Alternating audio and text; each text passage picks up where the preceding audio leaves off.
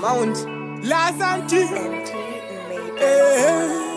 Ndiri mwana wa Israeli, ndiri mwana wa Israeli. Nyangwe bakakufurira, bakakunyengera usavume kufurirwa.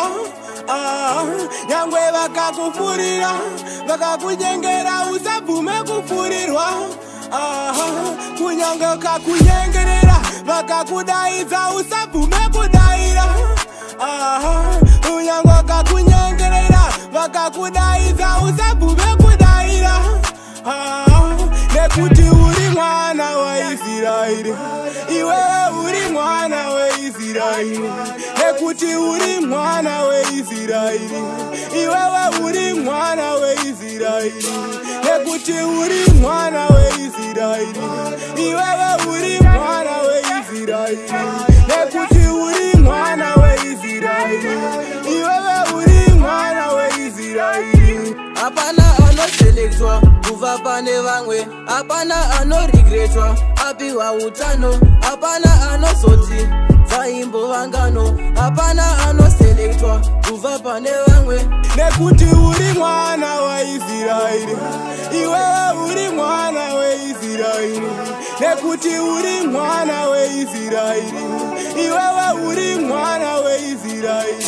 Nekuti uri mwana wa Israeli, iwe uri mwana wa Israeli.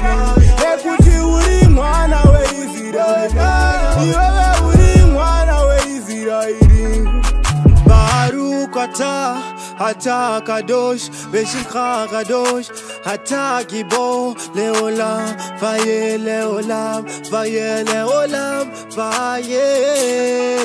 Ata uva, satani choda kuburwa, ndinochitema nebeura nasi satani choda kugurwa. Ndavura meso ndakuziva zvese sababazi sadza, zima plandi zvawakaronga zvese wazvitadza.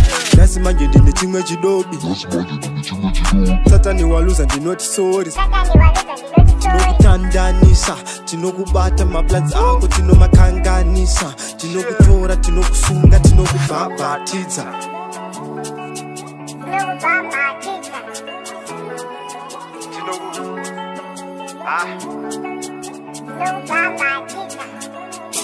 Nekuti uri mwana wa Israeli, iwe uri mwana